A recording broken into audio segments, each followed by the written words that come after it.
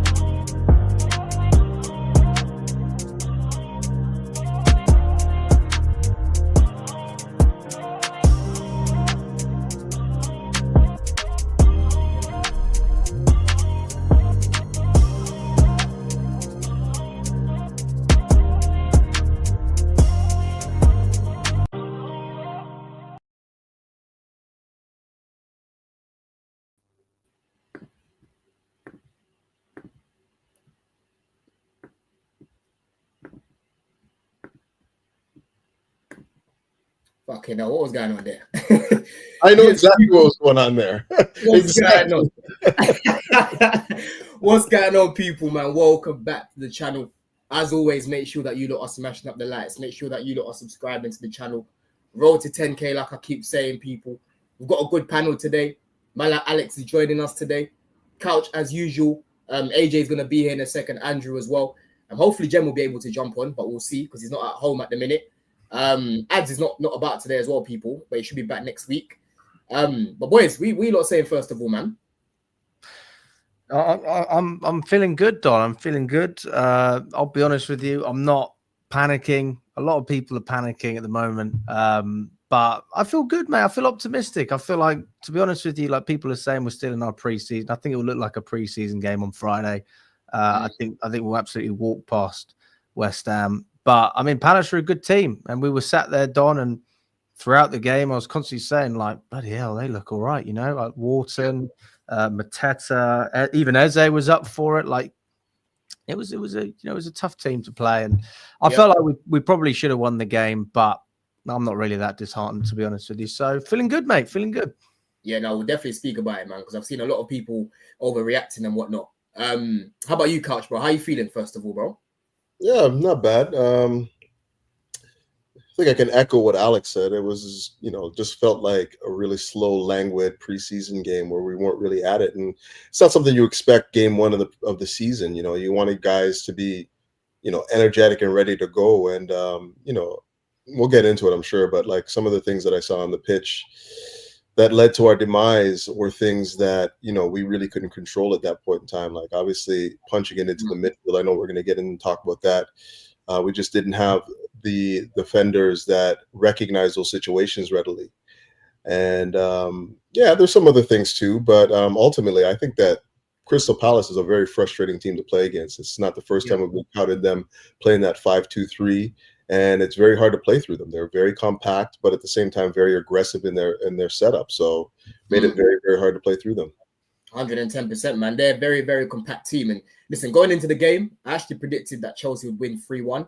Not because I disrespect Palace, but it's more I was looking at, how we're playing offensively right now, the chances that we're creating, the confidence in the team, coming off the back of the Club World Cup. Even the 2 games that we played recently, bro, like against Milan and Leverkusen, we just carried on as if we never had a break.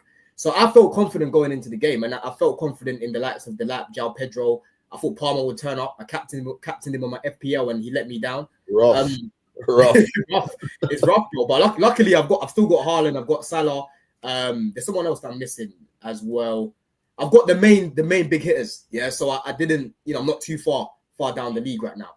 But overall, listen, it was a tough game. Like what Alex was saying. Obviously, me and Alex were sitting together at the game. From the back, the build up just wasn't as fluid as what we've been seeing recently. Obviously, Cole, we know what Cole was like in terms of, punching the ball into the midfield and moving the ball really quickly. Yes, Palace, they're very good at closing the passing lanes. But honestly, there was times, Alex can tell you because we sit behind the goal. There's times where the pass is on and Chalobah, obviously he's playing at left centre-back. He's not comfortable to make that pass. Josh, good at breaking the line on the ball, running with it. But in terms of the passing, he's not great at doing that. The only defender really that was trying to make those passes was Reece. He was the one that was trying to find people over the top and, try to break the line through his passing. But I thought the build-up was not great. How about you, Alex? How did you see the build-up, man? What was it for you that made it feel quite slow back there, bro? No, I agree with what you were saying, Don.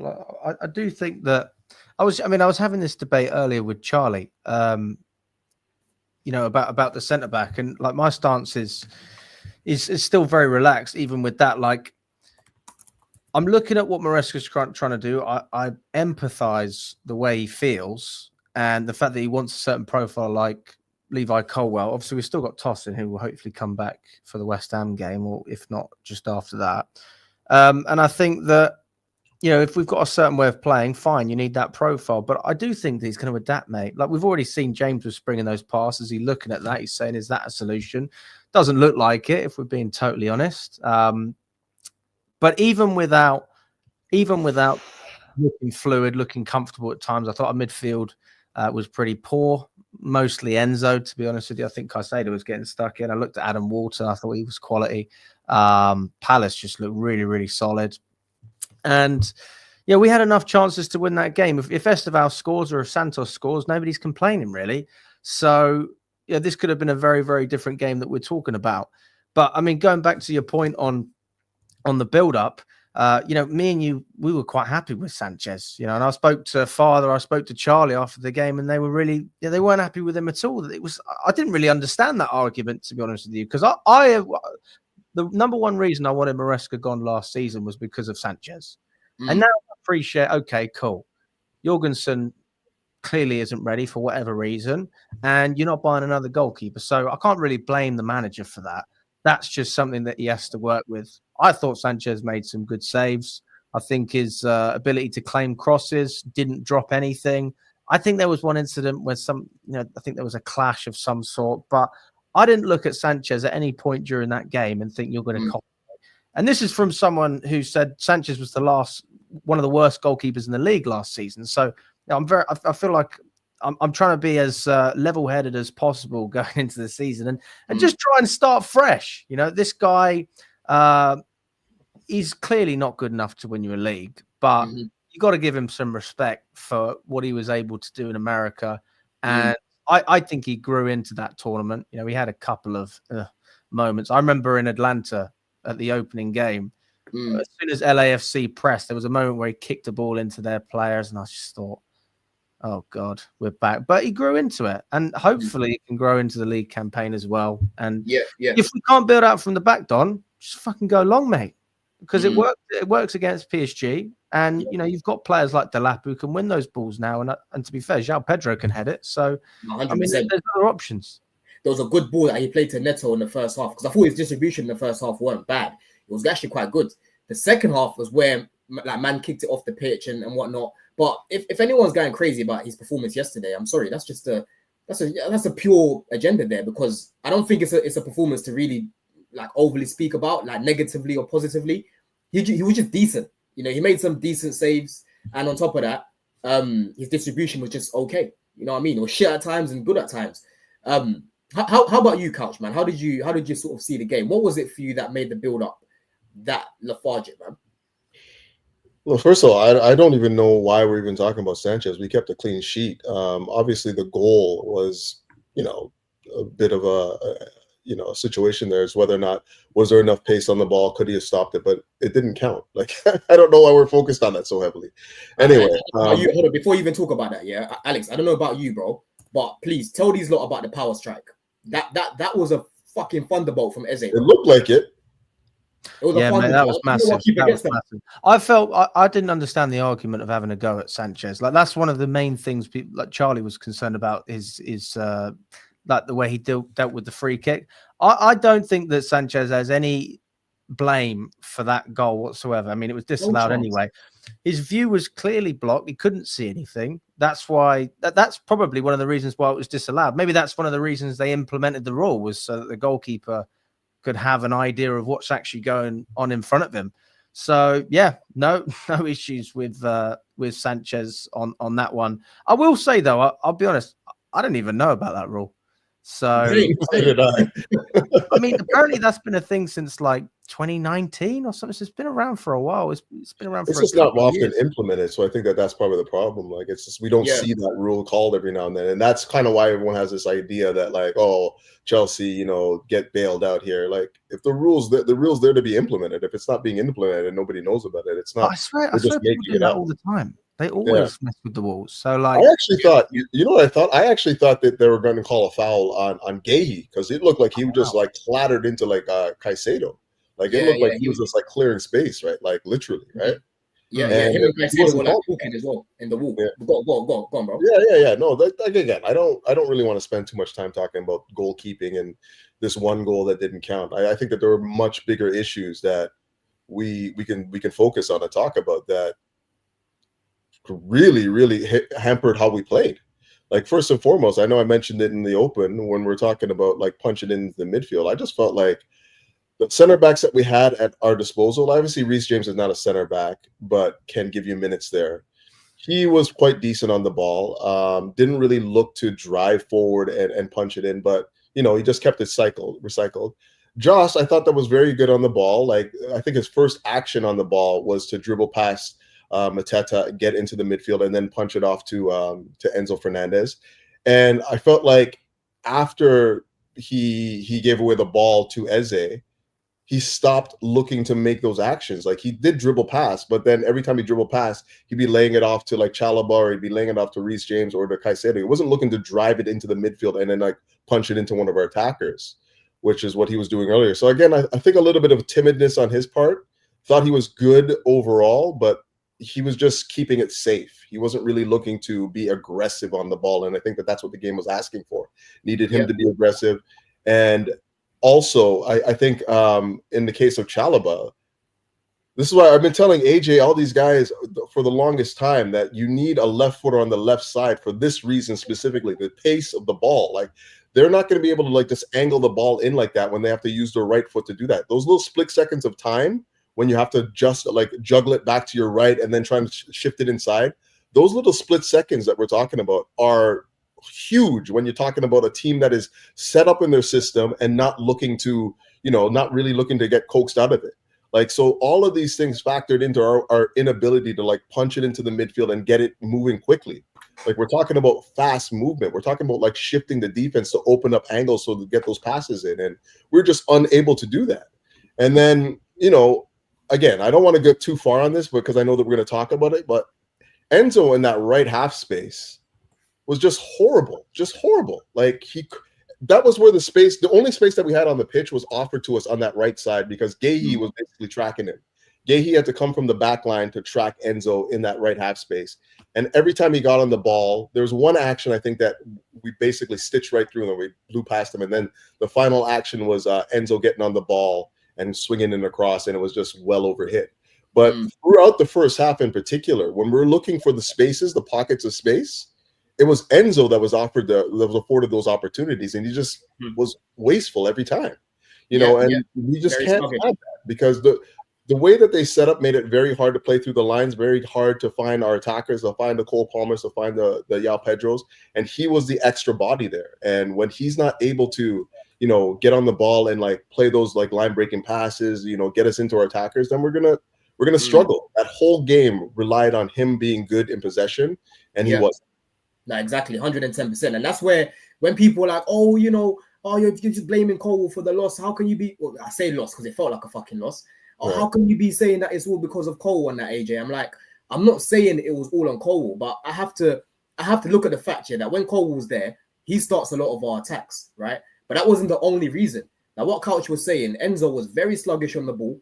Palmer for me was very wasteful with it as well at times. Like some of the passes Alex was giving to Gittins, Gittins is having to chase the ball down because it's about to go off. And I'm like, the Palmer that I know gives the ball right in front of the player or right to their feet. You're just giving it to him like he couldn't be bothered. You know what I mean? And someone asked me earlier as well in the chat, Let me even put up this comment as well. Because right now it's still quite hot in London, I'm not going to blame the heat. Listen, I had a game myself in the morning. It was quite hot. I said, yo, Don, how hot did it feel out there? People acting like it was crazy hot. It was, bruv. It was quite humid and sticky in there, wasn't it, Alex? It was hot. I mean, yeah, it was pretty hot. It was I mean, I wouldn't make that excuse if I'm honest. It's hot for everybody. Alex was in USA. He knows real heat. Mate, that was hot. That was brutal. Heat. I'm not blaming the heat, people. I'm just saying that yesterday it was a hot day, innit? And I saw that with many teams, not just Chelsea. The energy levels for a lot of teams was low, innit? And for me, the heat, can play a part, man. It can play a part. I think it was more, I don't think we're ready fully for the season yet. I think with us having that sped up preseason, with us having lesser of a break, this week, it being August 18th, we're not specifically ready for the season. And I think that showed. We're not sharp. I don't think the team is fit. Enzo, everybody's saying, oh, Enzo looks off it. Some players, it takes longer for them to get fit.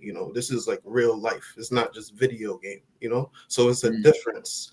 And I think not fully having that full preseason yet, I think it's showing already right now. So I think the team, first of all, just needs another week or two of playing, having games, serious games before they actually get into a rhythm.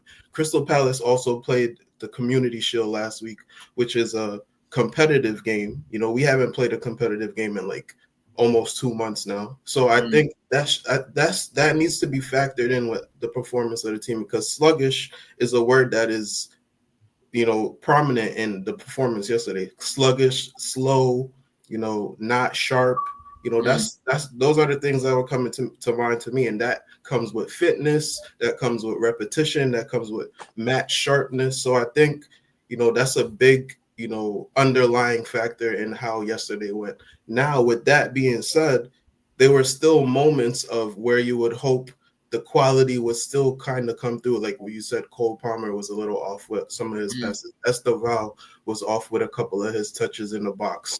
Neto wasn't clean. Everybody had their, instance of, not being sharp. And I think it showed yesterday. So if you've played the sport before, that it takes a month or two of consistency before you actually even get to that rhythm of, I'm sharp. you know, I want to do this, and this is what happens when I do it. You understand? So I think that's really what comes into play. You know, and Crystal is tough as well. You know, they got a game plan. They got strong players. They've been winning big games. They've won trophies. You know, so listen, man, you got to factor in these real life situations. You know. Yeah, tall players as well, bro. You're right when you say that, man. It was a real tough test for first game, Andrew. Do you agree with a lot of what AJ said there, bro? I think the pace we played is unacceptable.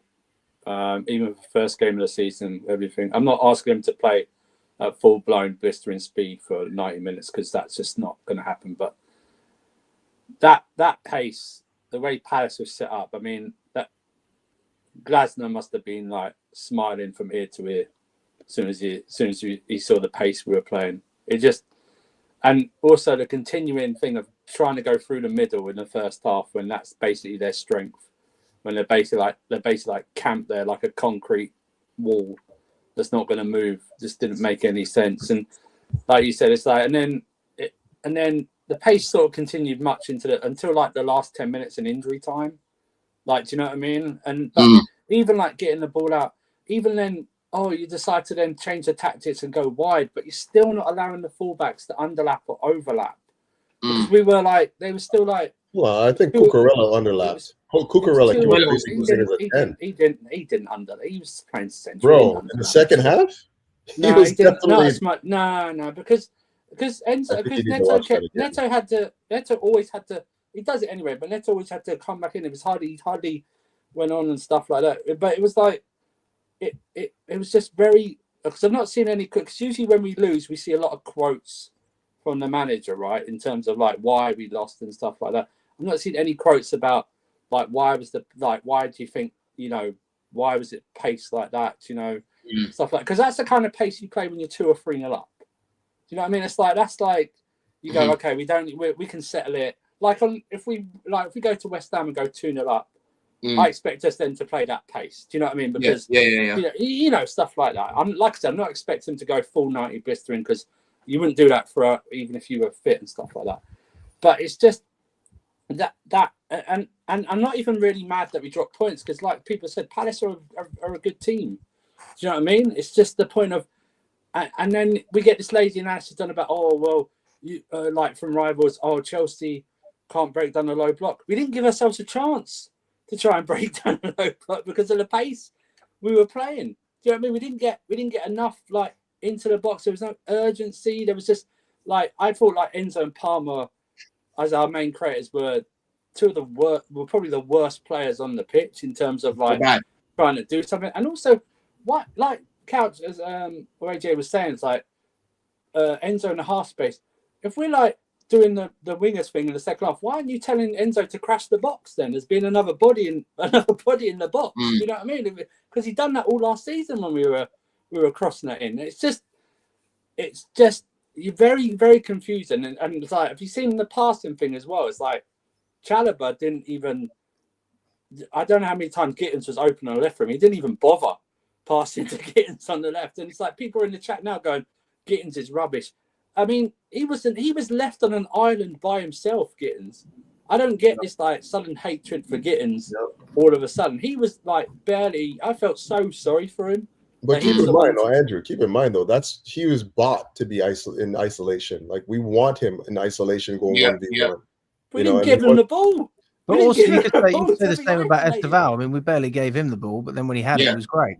Even he was too isolated. He was all right. He was all right for the first 5 or 10 minutes, and then he was double teamed and he was out. Yeah, exactly. And to be honest, the same thing was happening on the left flank too. Yeah, right.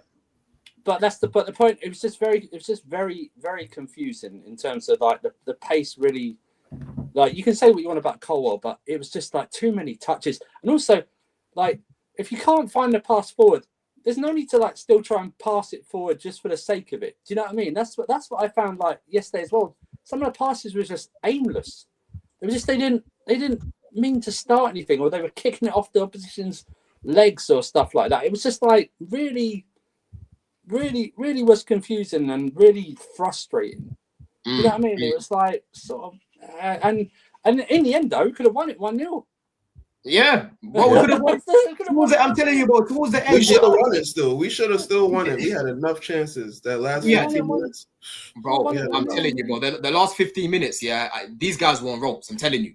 Palace felt like they were about to score, but they defended well. Even you could even see their reaction after the game. They all sat down. They were all like, okay, we did it. You know what I mean? Because this is going to be one of the tough games we're going to have this season at the Bridge. We've been able to leave with a point. But listen, nearly 300 people in the house already. We've got 70 likes, people. You know, make sure that you lot smash the likes as soon as you get in here, man. Because it's going to be a good show. It's already been a good show. But let's talk about Enzo, Alex, because I'm seeing a lot of people obviously cooking Enzo yesterday. He wasn't good. I spoke about his performance yesterday, that it wasn't good enough. But you already know, bro, there's a lot of people that don't like Enzo in the little half spaces because, you know, in terms of the agility, he's not as dynamic as the likes of Xavi Simons, the likes of Palmer. And I agree with them when it comes to that, right? And obviously at the minute, you've got a situation with Cole not being there. So we need to find a way to be able to get the ball in the little pockets. And for me, I feel like Enzo, can actually be that player for us in that first phase, to be picking up the ball and finding those little pockets the way Cole does, bro. Do you think that's the next sort of phase that we need to see for him? Let's say we bring in Xavi Simons because it's looking likely. Do you think that now means that Enzo should be brought back? Because I'm seeing a lot of people speaking about this as well, bro. I mean, under Potter, he was very good when he played deep. He was good in that sense. But I guess defensively, that's where people question Fernandes. I personally don't have anything against dropping him for Santos against West Ham. And that's not even in like a disrespectful way. Like, you could justify in many ways. You could say, well, maybe Fernandes needs to get his fitness back. In that case, then give him a rest. He's not exactly going to be playing against the best team in the league. Give Santos a chance against a team that I think we're going to walk all over. And yeah, I just think that you can justify in a lot of ways to drop him. You want performances straight away. Obviously, you've got to give players like a little bit of respect as well. I appreciate from probably a managerial stance, Maresca doesn't want to publicly drop Enzo Fernandes and make him look like he's been poor, and it's just that's not the case. But he started the season poorly last year. This is not the first time. And if it does take him a couple of weeks to come into it, then no problem. Just take some time out or come off the bench. You don't need to start every week if you're not ready. So you've got players that have always had these, I don't want to say issues because it's not an issue. You've got to enjoy your time off. Like Hazard used to come on and you could see he'd put on a few pounds. I mean, I've been in America. I put on about 10 kg, mate. I'm 95 kilos. So, it happens. You've got to enjoy yourself. But then, when you come back to it, obviously you want to perform as well. And I think you make a fair point, Don. I think he can definitely drop deep and do well there. But then what else do we tweak? And I can't really picture at the moment how I would tweak this squad in terms of having Enzo deeper. I mean, maybe you could explain that, and then that gives us a better idea. Well, Couch, go on. You explain it, bro. How do you think? What do we do with Enzo going forward, man? Because we're bringing in profiles that can play. For me, who like Xavi Simons is more comfortable in the little half spaces, but then we have to give props to Enzo because I didn't like him there at the beginning of last season, but he actually improved in there, and he was, for me, our third best player last season, bro. So how do we get him in? What do you want to see with Enzo going forward? How do you want to see him being used, bro? I think when we're talking about how we set up and whatnot, the first thing that I always think about is that box four in the middle, right? What is the strongest box four to attack the team that we're facing? And from what I've seen in most of what we've done last year, obviously with inverting the fullback and all that stuff. Remember when Caicedo was coming from right back playing in the box. I think the best position that Enzo occupied was left 10. Not necessarily coming deep. He was basically the right 8 yesterday, right? Because we played with a 3-1-3-3. So when we play that 3-2-4-1, and he's that left 10, I think that's his best role. And I don't know if because of how Crystal Palace set up was the reason why we had to go to that 3-1-3-3, because we wanted more people in the middle of the pitch to get on the ball and try and dictate play from there. But Yeah, Caicedo was building up by himself. Yeah, you're right. Yeah, it was basically a 3-1-3-3. Like, let's just be real, right? And Mm-hmm. we didn't have the impetus to basically initiate those attacks. Now, if you're talking about playing that same setup, where would you play Enzo to be more effective? Yeah, you play him as a regista, but then you don't trust him defensively. Like, that's just truly what it is. Like, I can't play him where Caicedo played right now and trust him to be able to like snuff out danger and like cover ground, you know? So I don't think that he was deployed incorrectly. It's just not his game. This is not the game for him. This is why, you know, I think that Xavi Simons will be utilized more correctly when we're playing that 3-1-3-3, because he's the guy that can get into the spaces and attack people with the ball at feet. And like, that's what you do when you're playing against low blocks, teams that don't want to like are rigid and don't want to get out of the shape. If you can't pass through them, you have to be able to drive by them. You know, and like, he just doesn't have the capability to do that, right? So yeah, we need different profiles in the team right now. I'm not crying for you know, for transfers and whatnot, but I just think that the way we're setting up right now does not suit the way we want to utilize Enzo. And that was my whole point. That was my whole point, though. When we changed tactics to go wider, it's actually been an instruction to tell Enzo to what you've just said, is to move into the left 10 or whatever, right? And he should have been, if he was, now it's all speculation, but if he was in the position Santos was in at the end, I bet he scores. Oh, do you know what I mean? Do you know what I mean? He's going to be in those positions. That's what I'm talking about. As soon as Delap came on, we should have gone to Enzo. Or I think it was a double sub, so I think they were taken off at the same time. Yeah. So, but if like Enzo was a bit fitter or something, you could have gone, well, Delap's on there now. You work off Delap, essentially. You work off him, drop like Cole a bit deeper or something like that, but you work off of him, and that's what it should have been. As soon as we were crossing him, because he did that so effectively last season. Do you know what I mean? Just that when we started doing that, he got a few headers last season. One against Spurs particularly. Do you know what I mean? Stuff like that. So it's like that was the confusing bit as well. I know Santos has done it for Strasbourg and that, but we in a Chelsea shirt we don't have a lot of him doing that.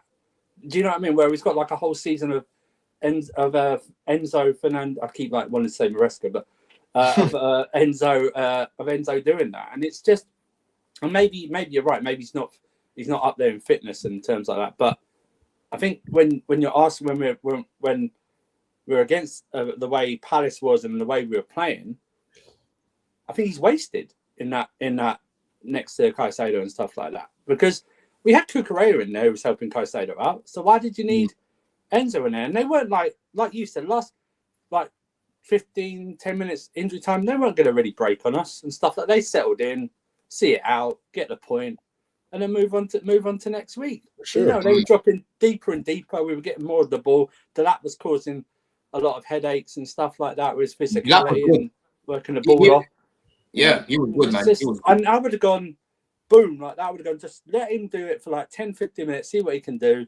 But hey. Yeah, you know, the other thing too, and this is probably where most of I just think it took too long to make those subs too. Obviously, Esteval was probably a good sub, about 55. I think he came on 56. Yeah, he came on 53. Came on for Gittins, I think. Yeah, good sub. I felt like João Pedro had no influence in the game at all. We needed more physicality up front, and you know, was just screaming for Delap, and it just took too long to make that substitution. You know, and you know, as the game wore on, like the game just started getting stretched. Like our midfield was getting played through a little bit too much for my liking, and I felt like, you know, when the game became a little bit more destabilized, we got a few more opportunities in their end, and we just didn't capitalize on them. But in a game like that, like I feel like when you're struggling to find spaces in the final third, you're probably going to need somebody that's a little bit more of a presence up there, like target man, more so than like somebody that you consider to be a false nine. I know he's not necessarily a false nine, like he's physical and he can do certain things, but you know, he's not necessarily going to be he's not combative enough to take on two defenders. You know what I mean? He's not really that kind of guy, João Pedro. And I felt like Delap's physicality and just bulliness, the way that he likes to bully defenders, would have been used more. I fully agree. In that little time, 100%. Before I bring you in as well, AJ, let me read this comment. It says, big up everyone. I lost someone close today. Hit the likes and subscribe. Hey, clicks, big yourself up, man. My condolences to yourself, bro. Whoever it was that you lost, big yourself up, man. But let me read this super chat as well. It says Enzo has to play in a free if played deeper, in my opinion. Yeah. Do you agree with that, AJ? Yeah, I agree. You know, I think Kind of was a 3 though. Yeah, it was a 3. I never liked when, you know, we build up with the 1 and it's only Caicedo, and I just don't like that. I never like how it looks, but because I always think we look vulnerable. But I forgot what was the topic right before that question? We're talking about yeah. Oh yeah, Delap. Yeah. Yo, listen, bro. This is exactly why I was happy to bring in Delap. You know, I've been asking for like a striker like that since. I mean, I know we had Giroud, but like we always do well with the physical striker. And when Delap came on, you know, granted it was like, you know, deep into the game, so Crystal Palace is also tired and, you know, dealing with other stuff. But you know, you just see the different type of opportunities that we get. You know, it doesn't have to be perfect, you know, and that's what I don't like that. You know, a lot of times when we score, it has to be like almost perfect, and I don't like that. You know, I like that the lap brings in that opportunistic type of chances and, you know, just making something out of nothing, you know, winning a flick, you know, in the one of the last plays, I think somebody knotted the ball down like in the box and the lap almost got onto it. Like nearly got there, nearly. Bro, those are the type of goals that we're missing. You know, it just gives the team a little bit more, you know, dynamism in terms of going through the middle, because we end up crossing the ball a lot, and you know, we don't really have that physical presence. Like Couch said, Pedro, that's not really his thing. You know, he could get there, you know, and he could get up there, and he could, you know, he also almost scored a header. He probably should have scored. You know, he ended up, you know, being very close to the goal. But listen, man, I think if we played that game, like, you know, in another couple of weeks, I think we would end up winning that game, because we just were missing that one extra step. You know, sometimes it just takes some random shit like that, you know, to just, you know, but somebody's like just sharp enough to get there, you know, and score. Yeah. So 100%. I think we'll get there. But the lap is great to see, you know, and I wish he did come on. You know, I know Pedro been cooking since he joined, so, you know, Maresca probably wanted to keep that going, but the lap probably should have came on at least 10-15 minutes earlier than that. 100%. Come in for a sec, Don. Go on, bro. Just on Delap, and I'll say this about Estevao as well. I think these guys are going to be so important this season. I don't put Gittins in that category. I probably wouldn't put Garnacho or Simmons in there either if they did sign, because I think that one thing we speak about all the time with Maresca is how we want to play well, and I've spoken about it. The way we play as a team is obviously important, but if this whole centre-back issue and the way we play out from the back is as bad as Maresca thinks it is, and hey, I mean, we could have some games where we really struggle, we're going to need individuals. We're going to need individuals to carry us through. And when I look at Delap and when I look at Estevao, I see two players who can carry us on their back during games. I mean, Estevao, that's just pure ability. Okay, I don't really know enough about his character. I don't know. I didn't watch him in Brazil. I'll be totally honest with you. But clearly looks like a great player in the bridge. I have not heard that kind of noise for a substitute coming on. Not just in terms of when he came, it's like when he actually had the ball, like that enthusiasm from the crowd. The amount of times that Madueke or maybe Mudryk, all these players come off the bench and we think, okay, can you make an impact? We're questioning it, but we're hopeful. And then that hope it fades because they give the ball away. They pass backwards. You go, for fuck's sake, come on, guys. And this is where a lot of the toxicity comes from in terms of the match-going fans, in terms of the way we play, because it's the intention, right? But you always see the intention from Estevao. That's the first thing. And then with Delap, you know, this guy, he is the closest thing that we've had to Diego Costa. It's such a bargain, such a bargain. I mean, I like João Pedro. I like him. I'll be honest with you. I think we overpaid for him. I think we overpaid for Jamie Gittins as well. I don't think they're worth what we paid. But I like João Pedro. But for me, I've never seen João Pedro play well for Chelsea when Chelsea haven't played well. And I can see Delap playing well when we don't play well. And I could say the same about Estevao as well. So I can see two players that can make something out of nothing at certain moments. So that's the one thing that I would say about both of those players, where it gives me a lot of hope. Because I don't know if you agree with me or not, guys. I think that we've certainly upgraded on our midfield, and I think we've upgraded up top as well. The only area we can say maybe we've stagnated is the centre back, the goalkeeper, especially with Colwell being injured. But we outscored so many teams last season. I'm not saying you have to do it every week, but why can't we go out and score 3 or 4 in a game if we concede 2? Why can't we show our quality against oppositions when they have a low block? Like, people are complaining about not overlapping, myself included. Again, last season, I spoke about this all the time. But if you have wingers that you've signed, like Jamie Gittins, who are there because they are not, they're not going to have a fullback to support them. That's literally what they're there to do. Then I can't blame that on the manager. That's the player. But again, I have a bit of sympathy because I know these guys are making their debuts. There's bound to be a little bit of nerve. Yeah, exactly, bro. It's literally one game, bro. Like, with me, start of the season, I only really start to let's not say I don't pay attention. Obviously, I pay attention from game week 1, right? But you have to give it at least a little benchmark, which tends to be about 5 games in. That's when players start to really get their fitness on. 10 games in is when they're really, really sort of in the season, I would say. And that's like what, October time? 10 games in it? Yeah. October time, yeah. So you're looking at something like that, yeah. So you're looking at coming up to November, December and that, bro. You know what I mean? So listen, it's one game. It's literally just one game, bro. People that are losing their heads right now, it's mad. And I'm telling you now, this will be a lot. We just better win, bro. The next game, that's it. Convincingly as well. I just thought though, Palmer's passing to Gittins, that straightforward, that was atrocious. The 2 overhit passes when he's right beside him, and he has to unbelievable that his passing. That Palmer's passing yesterday. Honestly, it was just. It was so nonchalant. I know Palmer's not he's a nonchalant player anyway.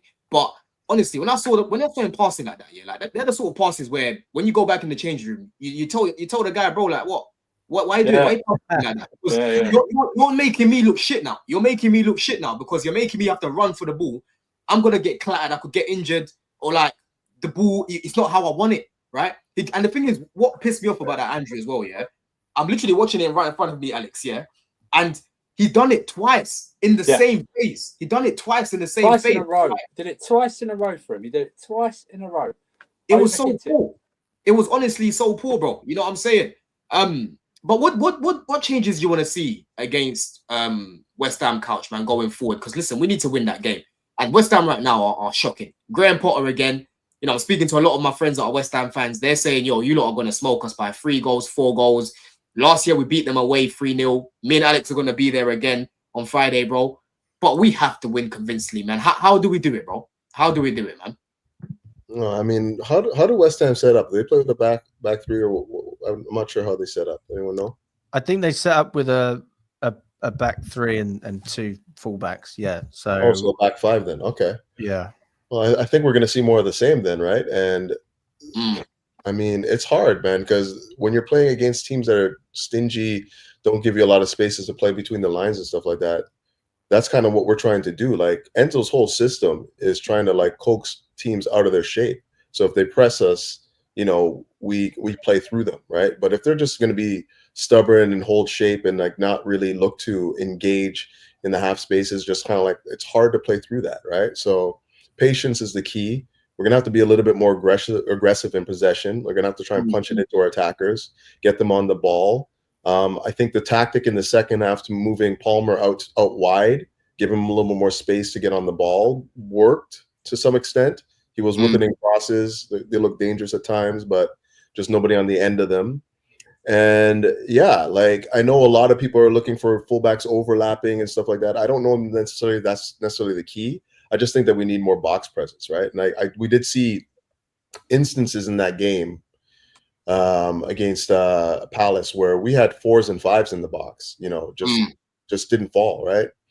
The last thing that I think is too is just be a little bit more unselfish. We're gonna have very few opportunities if they play the way that Crystal Palace played on Friday. If they're a little bit more, sort of rigid in their system and it's hard to play through them, we just got to be a little bit more unselfish, because there are 2 opportunities there at the end of the game there where if we're in flow, Esteval just lays it off to Neto. Neto has a quality opportunity to score. Not saying that he would, but like it's a better opportunity than him off balance trying to shoot. Couch, all he had to do there, was take one touch and let it off, and it's going in, bro. Like there is that, but there's also you take that touch and you lay it off to Neto's in a great position on his left, right? Yeah, but, you could have done that too. And then the other one again. I'm not blaming any of these guys for the reason why we didn't like, but like for Santos, he could have just took a touch there, controlled it, and then buried it, or taken a touch, laid it off to Palmer and finished it, right? So yeah, it's just a little bit more patience. I know we have to take into account that these guys are young and they're not necessarily, they're just looking to get on the account. So I'm not really worried about that. But we're going to have to be really more efficient with the opportunities that were presented because they weren't on offer very often. And when they do fall, we have to be clinical. So yeah, it's tough, man. This is a funny comment because that's the paella. It was Enzo that took a picture of this paella. Yeah, and this is the bowl that him and Cucurella were eating from. Look how big that paella is, bro. It's bigger than this room, people. That's what we're dealing with right now. Enzo has been enjoying, bro. These men got paid handsomely for winning the Club World Cup. They've been enjoying bro. Caicedo was in Ecuador, drinking, singing by the fire, and that man have been enjoying. It's their time off. You have to give these guys time. I don't know if people think footballers are like robots. Like these guys are human. That's what they think. They honestly think it's FIFA, like AJ said, bro. Like we need to give these guys time. Look at that big pot. You know what I mean? That's a massive bit of paella there that this guy was yamming on, man. You know what I'm saying? But how about you? How about you, AJ, man? Would you start Esteval on Friday, bro, and start Neto on the left? I don't want to rush Esteval. I don't want the expectation to be like, oh, Esteval, come save us. I don't want that. And I know our fan base is immature like that. You know, now that we didn't win the last game, so now Esteval came out and he changed the game. He really did change the game, though. You got to give him that. Or he just added that's a good thing, though, that he can come off the bench and change the game. Yeah, people can do that. Yeah, let's run with that for some weeks. Let's let him just get used to it. Neto still was one of our better players. Even though he didn't really do too much offensively, still one of our better players since the Club World Cup. Gittins, ideally, I don't think Maresca would have wanted to start Gittins, but we don't really have too much other options on that side. Besides starting Esteval. So I don't know. I wouldn't start him though. I still think, just bring him off the bench, let him, be an option off the bench. He could score, he brings us energy, could change a game, We need to be winning that game before Esteval comes on the field. What do you mean by rush him though? Because a few people are saying in the chat, and I agree as well, like this guy's got nearly 100 appearances. I'll let you come in a sec, Andrew. Yeah? He's got nearly 100 appearances already at 18. He looks fit. You know what I'm saying? Like he comes on, shows us a spark. He started the other day against Leverkusen, bro, and he didn't look out of place. When you say let's keep doing that, let's keep let him come in. I'm saying let him come off the bench and impact the game. That's what I'm saying. Just let him. Not yet. I don't want to throw him in there yet. Just let it marinate for a second. That's what you got to do sometimes. Yeah, I agree. I would use just relax. I would use the example of Savio at Man City for Esteval, because Savio came in from an even more watch league in La Liga and had Champions League stuff, and he was overplayed by Pep last season, and we saw the results of it. I think it's fine introducing him, maybe even start a game here and there, but I wouldn't go full blown starting him. Do you know what I mean? I think you can have a good impactful sub routine. I would even we're talking about what we would change Saturday. I would start with the exact same team. I would just put Enzo higher if you're going to play Cucurella in the middle, inverted. I'd just put Enzo Fernandez a bit higher and see what happens. I wouldn't pay him in the half space against West Ham because I don't think they're good enough in the middle. This is not a Palace. This is not a Palace in the middle sort of low block thing. That West Ham, I just push it, and obviously the pace has to be faster. Or quicker, sorry. Doesn't have to be blistering, but it has to be a bit more. We do what we did last season against West Ham. We were 2-0 up and 2-0 up, 3-0 up early in the second half. We took the piss by taking Palmer and Jackson off with 35 minutes to go in that game. And then we can play at any pace we want to. West Ham are there for the taking. Sunderland ripped them to shreds. So, and that's a newly put together team as well. It's not like the same team that came up through the Championship. That's a newly put together team. They ripped them to shreds on Saturday by just Look at the chat having a meltdown, bro. These people are crazy. It's fair. They're fair takes, though, man. You've got a fair take as well. Like, no. But I'm not melting down, though. That's the difference. You see how I'm calmly saying what I think? You know, calm down. Like somebody said, "Oh, what if your Marlow is held back?" Nobody is holding back anybody. Today was the first game. Holding back. Not holding back nothing. I don't understand. The positive thing, though, one thing I will say is clearly Maresca fucks with him because Maresca, that was the first sub that he made. I saw him early as well, bro. So clearly he's in Maresca's plans for the season. He's going to be an important player. Like Alex said earlier, he's definitely going to be really important for what we want to do. So if he doesn't want to start him right now, he will start at some point. You know what I mean? By Christmas, I guarantee this guy will be starting for Chelsea, bro. I probably even sooner than that. But me personally against West Ham, I'm starting his ass. How about you, Alex? You're dropping who? I would drop Gittins and play Neto off the left. Yeah, I mean, that makes sense. I don't have anything against it, but I do think I'd like to see Neto on the right a little bit more, just because he was so good in the Club World Cup. And I want to see him get GA. If he's able to get GA playing on the right, which has been the one thing that Chelsea fans are complaining about, then I think it's really difficult to drop him after one game. Like he's been great. He's been great. He was our best player in the Club World Cup. So I don't know if I can understand why you put him on the left. I just think you get more out of him on the right, and I just give him that confidence. Esteban, to be fair to him, can play off the left too. You know, he's had a game left as well. I feel the same way about Esteban as I do about Neto, though. Like I know they can both do it, but I'd rather see them both on the right. But you can only play one. But I kind of concur with AJ's point as well. Like he's a young player.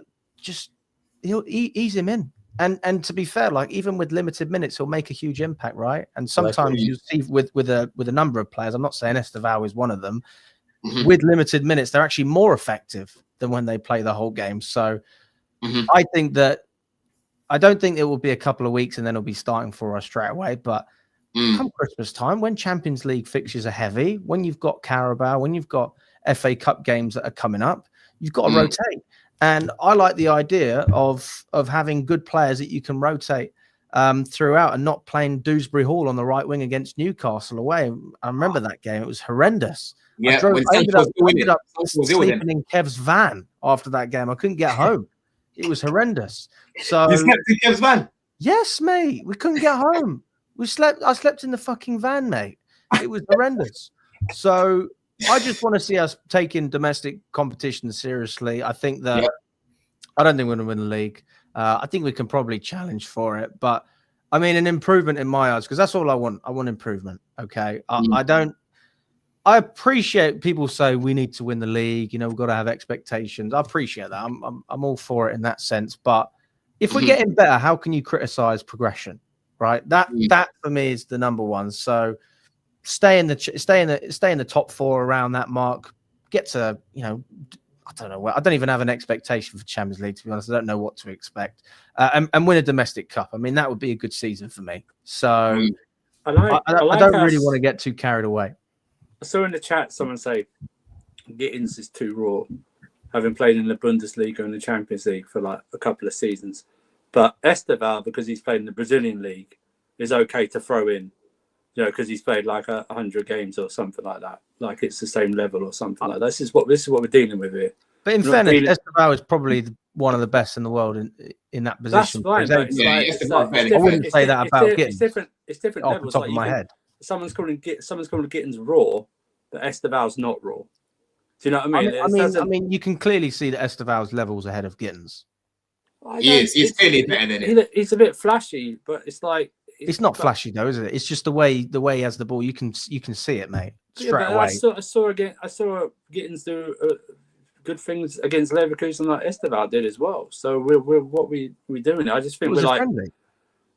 But then why are we bigging up Estevao then? Because he did it in a Premier League game. Did in what? Well, he was good when he came on. He made an impact. Yeah, no, he made a 5-10 minute impact. That's what he did. That's all he did. This is the thing about bigging him up. Wait, hold on. Do you think that? Don't you think Esteval's got more to his game than Gittins, or Andrew? When you watch both of them, I think they're different in terms of. Yeah, but who's got more to their game though? Who's got more to their game? Well, he's flashy at the moment, so it's Esteval at the moment. At the moment, he's got more to his game. But what I'm saying is, I think we have a real I don't think we should rush him. Like Gittins has played in the European system, stuff like that. I think Esteval is just coming over to learn. I think we need to use the Savio example because someone put, Savio was overplayed, and we're now seeing him trying to be booted out of City. I know they said he's going to stay and stuff like that, but I just think but Savinho's been a little bit. It's been a little bit underwhelming in regards to what was expected from him because he was playing a lot, right, for City. He was facilitating a lot, but in terms of finishing, bro, he's one of the worst finishers in the league. Oh no, I get that, but I think though if he'd been handled like he'd been not starting a lot of those, instead of like if they'd given him I don't think it's that though.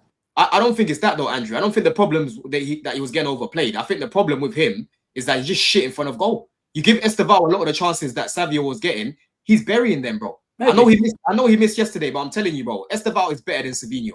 He's better than Savinho. So I don't think you can. I think we're better enough just building up his minutes. That's all. Because Andrew is saying that with Savinho, I'm not denying that either. I think we're better off building up his minutes. I don't think that we're at a point where we need to be panicking about who's starting. Yeah, and we're going off one game, man. We know it wasn't like we played Stoke City or something like that. Do you know what I mean? It was like we're playing a very good Palace team who are on a high. Do you know what I mean? No matter what you think about the Community Shield and stuff like that, and the FA Cup win and stuff like that, they're on a pretty good high, and they've got an established how they play and stuff like that. It was very he did wellish for that, but then he was unfortunately double teamed out the game, so to speak, and that's down to us to get him more support on that side when that does happen. That's what I don't want to see. I don't want to see him isolated like that. I want us to give him more support when that happens, or switch him in, some people switch him in the middle and put Palmer out on the right. Do you know what I mean? Like they did in the we did in the pre-season friendlies. Do you know what I mean? When we moved him into the middle for a bit. I think we just need to Gittins needs to be given another chance to start the game and impact the game. We can't. Yeah, I felt dreadfully sorry for him. I felt sorry. I felt sorry for him. Yeah. Too many people calling him Gittins, this, that, and the third. Like all of that, I get it. He was a little timid in the game. Maybe he made some mistakes, but we were just talking about Cole Palmer. He made mad mistakes too. We was just talking who didn't make mistakes in the game? Oh yeah, every single player. Let's judge. I don't even think he made that many mistakes. He just wasn't really taking on his man for lack of opportunity. But again, all of this stuff is going to be worked out in time. We're over analyzing one game. Yeah. I don't think the manager thinks the way we do in terms of just play this guy. If you had it in your head before this game that you wanted Esteval to start, then I can see why you'd want to continue with that agenda. But there was nothing that I saw that made me think that we have to play this guy against West Ham. Yeah. Because of what I saw versus Crystal Palace. Yeah. If you already thought that Esteval should have started from jump, then your argument is solid. I can see why you'd want to continue on with that. But there's nothing that changes how I see the game. I think Maresca made his choices for reasons that we don't know. I think that for the most part, Esteval is being looked at as a right winger. And right now Neto is ahead of him. On the left side, I think we haven't finished our left side yet because I really do believe that Gittins is one option, but I really think, and I don't want to keep harping on this, but I think that Xavi Simons is going to be a left 10 for us, and he's going to play on that left wing for us, much like he did versus Leipzig for however many starts. He's going to be utilized in that role. He's not going to be our touchline winger. He is going to be a left 10, and then we're going to like the Club World Cup where we only played one winger throughout the year. You know what another example of it is? Beginning of last year, I think the City game, we played in Kunku as that left 10, and everyone what is he doing there? What is that? That's the role I think that Xavi Simons is going to play for us. And But he's going to sorry, hang on. He was playing that.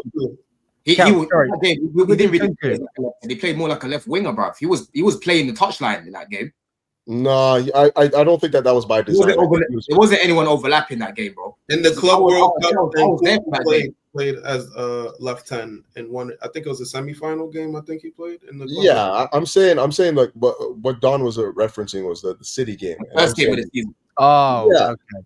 Yeah, he played left 10, and maybe that role wasn't as well defined as it is right now. But I know for a fact that's the role we're going to see Xavi Simons play for us.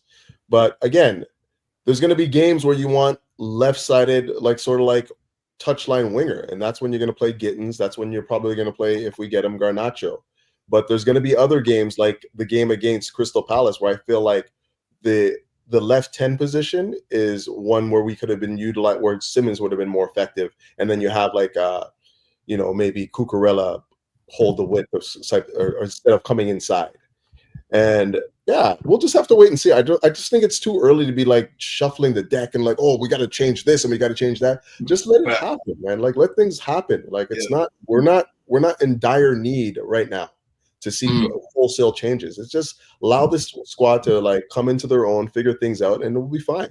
I have no doubt we have the quality. I do get that point of view too, because it's like, Gittins, you don't want to knock his confidence too much. And again, with Esteval right now, ideally, I would like to start him, but I'm not going to lose my head if he doesn't start. Like, what the fuck? Because I like Gittins. And again, I'm seeing that Maresca actually fucks with Esteval. So he will play.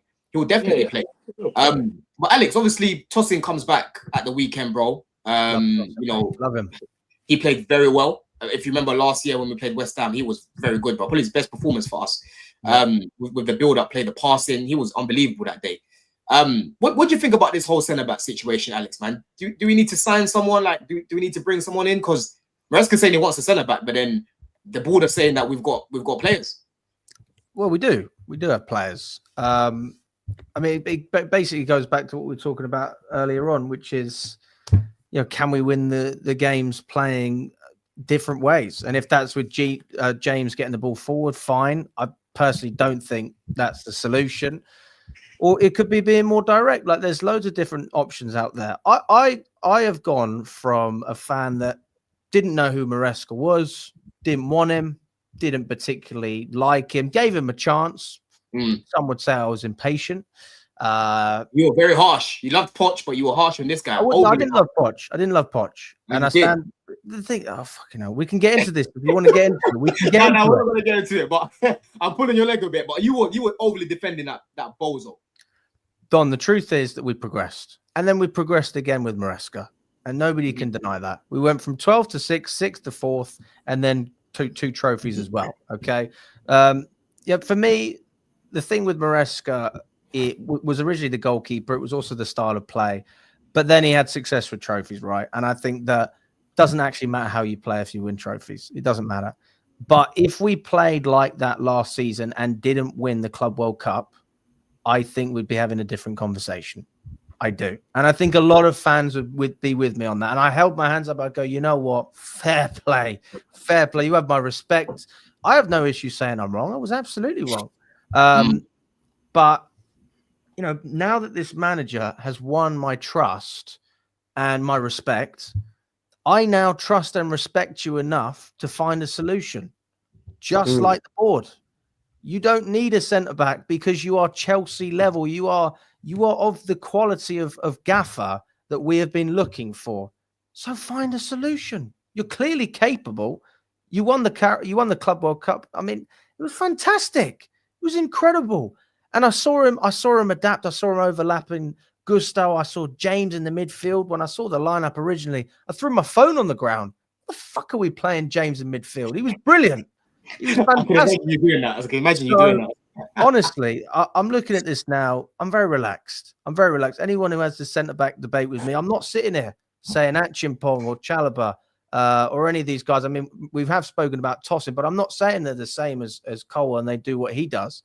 But I am saying that up top, we look better in every respect. In the midfield, we have one of the best on paper in the world. And defensively, we've also upgraded as well with Hato. So apart from the goalkeeper, I mean, before Colwell was injured, you really wouldn't be able to complain about anything. You just say, I would fancy a Garnacho or I fancy Simmons, but it wasn't like, oh, we need them.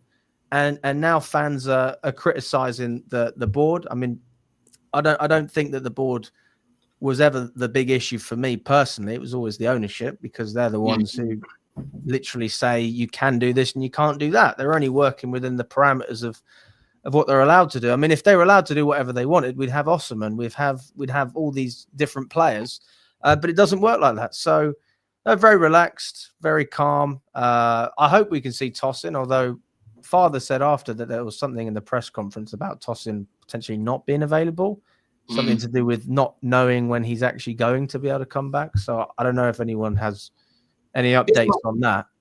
Yeah, go on, AJ. I know you want to say. Let me read this before AJ comes in. Yeah, it says Varna says there's no solution though, Alex. Colwell was out, Badiashile was injured, Fofana's always injured, Tosin was out last night. And AJ, before you come in, bro, that's what worries me, man. That's honestly what worries me, bro. Because Badiashile, even when he's fit, you can't depend on this guy's form. Like, I was propping him at the beginning when he first came, you know, because he was good. Couch can that's a good word for it. Couch can argue as much as he wants, but I'm telling you, bro, there's a lot of Chelsea fans that were fucking with this guy. We even made a song for this guy because he was playing well. Embarrassing. Season he fell off. Poch's season he fell off, and then we had a song for what's his face too. What's that guy in the midfield? The guy that played with N'Golo Kante. Bakayoko. For him too. No, but we created a song for this guy because he was actually moving like one Rolls Royce. You know what I mean? Like Badiashile at his best is very good, but when Badiashile was having a stinker, it stinks. He needs Thiago Silva, man. He needs Thiago Silva back. That's when he was cooking. But now, you know, listen. I think what Alex said. I think you said a lot of truth about the squad. But where I disagree with you is I still think we haven't upgraded our defense. I know we got Hato, but to me, I don't think that's still an upgrade to our defense to the level of what we need. Because, like Don just pointed out, Fofana, Badiashile, Disasi, you know, these are three players that are unproductive, you know, for our team, you know, to put it in a nice way. Yep. Those are three players that we are not really getting any value out of. They're just on the team. You understand? And you can't have that. If we could get, you know, imagine having one valuable, decent, available player instead of those three players, then you immediately, you know, increase what we got going on. And I think that's something that we need to do. So to me, we need to find a way to get two of those three guys out of the club and replace them with one usable player. You understand? That's the only way, you know, I'll say, you know, we're doing exactly what we need to do. Because yes, we may have some options. Yes, they may be available for a couple games. They might have a good performance, but we know the bottom line of what those players are. And it's not good enough for title, you know. So let's not be delusional. Let's not, you know, DJ Khaled got a saying, don't play yourself. You know, don't play yourself. You know what it is, right? Especially the defense. You know, you got to have it. Look at Liverpool's defense. I mean, I don't know about this year how it's going to go, but last year they had a strong defense. Arsenal's had a strong defense. That's where they've been mounting their title charges on, you know, not giving up goals. City, they had a decent defense. They win by outscoring you. So listen, bro, we got to do something. We can't stay still. Levi Cole, the starter. Let's not forget that he was a starter. A key player, broski. You cannot replace a starter with a sub who was never going to be a starter for us. That equation don't line up. So I mean, but I agree with you guys, and I think it's less about the. I mean, we talked about this in the chat. Like, it's not about the center back as much as it is the role of the center back, right? We need somebody that's going to be a central center back, somebody that can agree our attack and be like a Marshall back there, right? And I just don't think we have that profile in the team when Colwell's out, and the only option is Tosin, who really is a backup to me, right? He's the backup to Colwell, right? So the other thing to take into account too, and like where I'm kind of like a little bit reserved, is where are these center backs? Like, you guys are talking about center back number one. You want to replace center back number one with center back number one, and where are they? Like, no teams are looking to just give you that. You know, I mean, oh yeah, throw the bang at Bastoni. Like Bastoni's not coming. I'm not gonna lie to you guys. He's not coming. He's not coming. He's not coming. He's not coming. So what we're talking about is replacing a Colwell with a stopgap solution, right? And I just don't know who that is. You know, who can you bring in that can fill that? That's not listen. We could do an exercise. We've never sat down and did an exercise on let's list 10 center backs possibility. I'm sure we've done it. I'm sure we've done it. No, we have in the Prem. We actually have in the Prem, bro. We went through listen, we cannot listen. We cannot. So you're willing. So our couch as your stance, we shouldn't go in the market and buy. I'm just telling you what are your options. I'm not saying we shouldn't go in the market and do anything. I can understand. Okay, there's definitely options. Let me finish, okay? Because you're saying there's definitely options, but you don't have any. So I'm telling you, I don't have it. I tell you from what I've done, I've looked and I haven't seen any that like are perfect. You don't have it either. You don't have it either, though. Okay. AJ, you're asking them to bring something in that may not exist. No. You see, they might. Before you go on, okay, I'm telling you right now, what you're looking for is a backup central center back, right? You're not going to find. No. Okay, so center back number one, we haven't seen center back number. We know who center backs number ones are. We know who those guys are. Those are not. Who are they? There's no mythical names out there that they're just going to come out of nowhere. Like CB number one is. We don't know that yet. We got to bring somebody in. That's the point. The point is we have to bring somebody in. Whether you think I'm telling you right now, the names that we're going to be linked with are not going to be CB number ones. So who's CB number one? We have to have a CB number one for Chelsea. Chelsea got to have a CB number one. So I don't know what that actually means. For me right now, that's still Colwell. For me, that's still Colwell, and he's not here. Okay. So you want to stay still and not. I'm not that's not exactly what I said. I said we need somebody that can at least back up Colwell. Colwell is not in the team right now. Sorry, now. not Colwell. I meant Poston. We need somebody that can play that central center back role this season. Right now, we're trying Josh. Josh played all right the other day, but he's not giving us what that position. Not to the levels, no.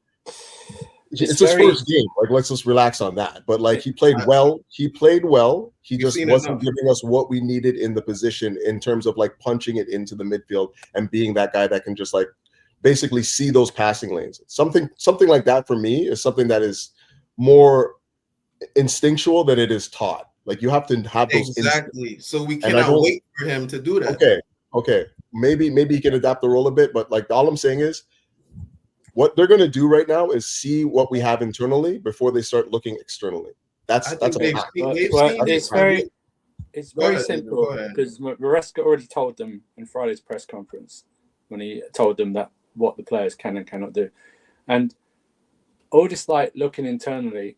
How dare these sporting directors tell the guy who saved their jobs, who saved this project, that he needs to look internally? He did look internally last season because of your piss poor recruitment in the summer and your non-recruitment in January. So he's already done the internal thing. He doesn't make them a lot of demands.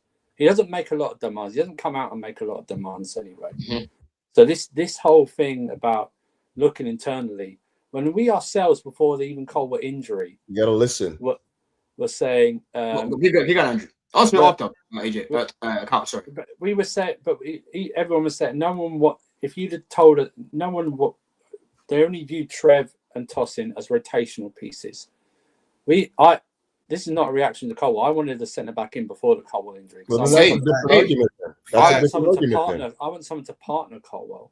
That's the whole thing. But to me, Fofana and Badiashile are just two versions of the same player. One's right-footed and one's left-footed because they're both constantly injured. They're the same type of player. And what was scary yesterday is that if either Trev or Achimpong got injured, we would have to bring on like a Fofana. Yesterday, he's not had any football for like 10 months or something like that. No chance he was going to play. No, but I'm just saying if he would have been, he was the only, because Anselmino wasn't even on the bench. If anyone noticed that, he wasn't even on the bench, bro. No, and I just think these guys, the reason they got contract extensions was because of Maresca. Maresca literally saved this whole project from last season, because without, like, they can say all they want about, he wasn't under pressure to get Champions League football. BS was he not under pressure to get Champions League football last season because of what we want to do in terms of sponsorship and moving forward and stuff like that. But I think the way he wants to play, he can't wait and see if someone's going to be able to play like that. He has to, I know, and everyone here agrees with that. He needs to find someone who can play like that. Tosin can do it to a certain level, right? It's not title winning level, which is what we're talking about. Yeah, man. Exactly. That's what worries me, man. It's because what will let me know at the transfer window is what the sporting directors and the club are settling for. Whether they want to go higher than fourth or they're fine with just staying fourth. That is what is really going to tell me, because I'm not even calling for a new goalkeeper because I've just ruled that out. I've just given up. You're in the club, buddy. You're finally here. Thank you, Andrew. Hey, Andrew. But not getting us. If I could hug you right now, I would. Not getting a centre back when the managers come out publicly, and literally tore apart the other centre backs as well. I didn't really like the one by one. I don't like the way. I don't really like the way doing it publicly, like tearing the other centre backs. But I don't think that helps. But he literally profile assassinated all the other centre backs on Friday. But at the same time, he's praised Fofana in the same way. He said he's so important to what we do. But he can't rely on him. He can't play in the middle. Exactly. This is what I'm talking about. Profile wise, he's not that kind of center back, right? No. And he's going to come back. He's going to give us minutes. But then what do you do in that central center back? Exactly. Role, right? And how it's like you're always every time if Fofana comes back, every time he reaches for a part of his leg or goes down for like anything longer than a minute, everyone's like going to be, crap. Do you know what I mean? Or even when he's in training or something like that. Yeah, man.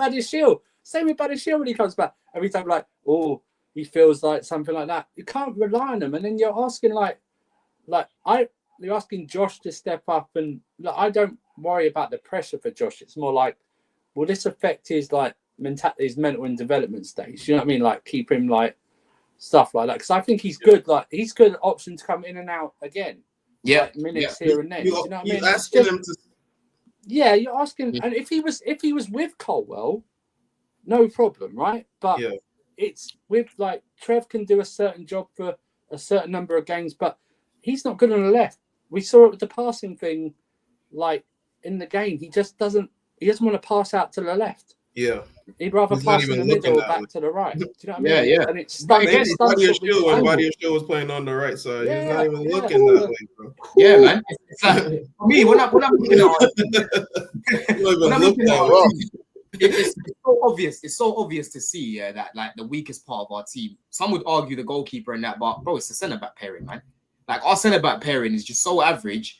I've got no trust in Josh over 38 games. And again, like I keep saying, the ball playing is not there. If you play with a Cole that can do that, I'm happy with him carrying the ball and that. Like Andrew said, cool, fair enough. Again, Tosin over 38 games, I don't think he's the guy for every single game. I don't think he's at that level. Chalobah, that guy's got Bozo moments in him as well, right? So I'm looking at the area there. Enzo Mino is again another player I like, but I think it's a little bit too rash. I don't trust him over 38 games. It's a problem. It's a problem. We've looked at our midfield. I want names then. Everyone identifies the problem, but with no solutions, right? Hincape, he's a good center back, but he plays the left side. We still need to solve the problem in the middle. Central center back. The only way supporting the directors have a list of potential signings for the central center back. Yeah, I don't doubt that they have names. Those names are not going to be central center back number one. That's what I'm trying to tell you. Okay, but if they could be, what we need is something, ideally I want a number one, somebody who's even better than Colwell. That's what I want. That's what I'm open to that. Right? Okay, but here's the thing though. You're of the opinion that before Colwell even got injured, you wanted somebody better than Colwell, yeah?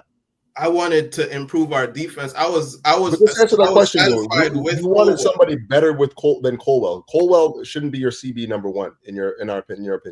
No. So I said that our defense, mainly our right center back and left center back, can be improved. I was happy with Colwell and Tosin as the CCB, but we needed improvements around them. So that's I didn't what say it that, was. by the way. This is bullshit. This is bullshit. You know what though? He's got a point because listen, yeah. With Vega, we had no idea who this guy was. We just get there, here we go randomly. That's a good one. We just get there, here we go randomly. You know, so they might have someone up their sleeve that we haven't even thought about. Yeah, and for me, what I think we need right now is a centre back who is stable enough to come in, like a Gahey, to put out just 7 out of 10 minimum every single week. Keep us stable there till Colwell comes back. Because people need to remember he's got long recovery to do as well. Man hurt his knee, bro. His knee's finished. Next season we'll see Colwell. Next season, bro. Don't be thinking about Colwell this season, bro. Next season, we need to be thinking about this guy, right? But for now, I'm telling you, we need someone that can come in, who's durable, who's a leader at the back there, and you know, ideally someone in the Prem. Like I'm looking around. Like I've heard a lot of shouts for like Gahey and stuff like that. Gahey. He doesn't. They play in a back three in Palace, and he plays on the left. Like he doesn't even play centrally for them, and they want him to come from Chelsea, ball possession Chelsea, and play that role. Like, come on, man. Like, look, let's think more rationally about who it is that we want to come in. I'm not against bringing people in. We just have to find the right name that fits that position. I agree. I agree. Gahey was somebody that, again, to my point, I was never, obviously nobody knew Colwell will get injured. Gahey was somebody I wanted to add to Colwell, Tosin, add Gahey. We got Heto. I think that's an improvement compared to, and then we move on Badia, Shield, Disasi. I don't know what's going on with Fofana, but that's what I wanted Gahey in that mix. But now that, obviously Colwell plays like a niche role, it's very difficult to target somebody specifically because now the list is like reduced by 75%. You understand? We've got fucking, what's so annoying about this Vegas situation? Man's just there. He's there. He's still a Chelsea player right now, but obviously something must have happened with him and Maresca, honestly, because he left in January, right? He left in January. He wanted to obviously play more football. Someone's saying Pius done. Let me see what Pius is saying. I think they just said, like, he just retweeted that Fabrizio said that the Simmons deal is still at 85% or something. Like bro, that deal's gonna happen. That deal's gonna happen. It's just the same. It's just the rehashed Donato tweet every thing. It's just all the it never changes. Yeah. So like it's one of them ones where I'm looking at the Vega situation. That's annoying because he's someone that could have come in right now and helped us. But honestly, man, that's the part of the team that really worries me. I'm not gonna cap and act like I'm not worried about it. I know the defensive structure of the team's improved. I know we've got a very good midfield and we defend from the front. But I just have to be honest. I think the centre backs, bro, we're gonna be looking at it probably end of the season and saying, that's probably been the weakest part of our team. If we can still be up there in terms of having the third best defense or even second best defense, even in the top 4, top 5 defense in the league, we've done a very good job with that centre back pairing role. I just think it's like obviously we only get these reports, so we don't know like if there had been said internally. I just think it's rich for them to tell him to look internally when he's like the only reason they're, in my opinion, they're allowed to still do their jobs is because of him. Because of him, you know what I mean? It's like they're hiding, though, isn't it? No. But what I mean is, it's like the reason for me, and I don't care what anyone says. The reason they've got their contract extensions because of this guy, because he had chicken shit and turned it into chicken salad. Do you know what I mean? With their recruitment, because let's face it, if we did an actual show of the recruitment last summer, Don, that was rubbish recruitment last summer. That transfer. It was a lot of squad players. It was a lot of squad, exactly right, and it wasn't even like good squad fillers either. Do you know what I mean? It was like average at best. Do you know what I mean? Yeah. But it's like we're so there. No matter what you think about, like in certain positions, we're so there. Do you know what I mean? It's like literally from going like, I don't want to be like, my fear is that it's an Arsenal. My fear is partly it's an Arsenal situation where they're just happy to be top 4. Do you know what I mean? That's my fear. Where it's like we're so there, even before the Colwell thing, get someone to partner in. But it's now crucial because for me it would be like get a good centre back in, and we can realistically look going forward. Whether we don't get one in, I think we'll still get 4th, but it would just be like top 4, but it would just be 4th. Do you know what I mean? It would just be like, and I don't want to do that. I want to be like getting closer to the top 3. You know what I mean? Yeah, 100%, man. You lot are speaking facts. But let's finish off with these super chats. I've still got 220 people here. Let me see how many likes that we're on. I think people have gone off to go watch the Everton game, bro. I want to watch that as well. I can't lie. Yeah, I want to hear some proper atmosphere, unlike the bridge yesterday. You know what I mean? Yeah, man. I want to see dudes cooking up, brother. Don, I swear I heard notifications on phones on the TV from that crowd. You know what I mean? It was like Chelsea game. Yeah. Oh, bro, it was. I'm telling you, bro. And listen, that's why I like seeing Matthew Hardy, bro. Because hey, the rest of the pit, the stadium, bro, they were sitting down. Man, ain't singing. The acoustics, wherever they place the sound bit for Sky or the football thing, they don't place it in the right areas at the bridge. It's always you can hear someone's phone going off. Yeah, I swear I did. I heard like that's too funny, bro. But we got Mutt Yard for this. Yeah, he says that article by Cave was nasty work. What article? What article? You have to send it to me, bro. DM it to me so I can read it. I don't know what you're referring to. I tell you it was a nasty article from the Daily Mail. This Oliver Holt person, because Maresca told the press to F off last season, has now got it in for Maresca and Chelsea. Oh, yeah, man. Yeah, well, you got to shut them up by winning. Just keep winning, bro. Marches says this game showed why Xavi is key for these systems. And then Assad started the show. He said we play sideways, backwards last season with Colwell. Broski, this guy was finding a lot of passes in between the lines, man. You know what I mean? But listen, very, very good show, people, man. It's flown by. Obviously, I'm gonna be on all you can eat Chelsea tomorrow morning as well. So yeah, love to the boys for adding me on there. So yeah, make sure that you lot tune into that one. That's gonna be a good show with obviously Miz, Eunice, you've got Matisse and Javon. That's gonna be a very good show, people. But Couch, what have you got coming up, bro? Did you do a little review, bro? That was my review on this show. I just don't have it. If you ever want to clip it, just clip it and put it on your channel. No problem, bro. Nah, it's all good. I'll probably end up doing the West Ham review though, and maybe doing a little bit of a combined one. This one and the next. But yeah, well, shit's just fire. This shit's just wild right now at my house. So finding the time to get them in is tough. Yeah, I hear it, bro. Obviously, AJ, this is AJ's TikTok, people. Make sure that you lot are following that. I'm going to try and get a lot more done on TikTok this year, people, just with the editing and that. Get a lot of things going on there. So make sure that you're following me as well at Don CFC. Andrew, anything coming up, bro? I might go on Chez's channel, but if Robert's on there, I don't know if I like. I don't know if I can be bothered. You know what I mean? It's like it's so much in the group chat or something. But nah, tune into Chez's channel. I think he's doing a review as well. But I really want to watch this Leeds match as well. Do you know what I mean? So it's like yeah. I'll probably jump on there and just give my two cents worth and then hop off. But otherwise, like look out. You know, Sarcasm City's doing watch-alongs. So you know. Yeah, 100%. And listen, people, this is going to take you to Chez's channel as well. So yeah, if you want to have it on the background whilst you watch the match, please do. Put a look at Don Raid in there as well, people, man. You know what I mean? But yeah, the numbers are growing. The numbers are growing, people. We had over 300 people watching today. We got rants for the redirects, but the show itself is getting a lot of people viewing, man. So big up every single time. Until next week, in a bit. Bless. See you, people.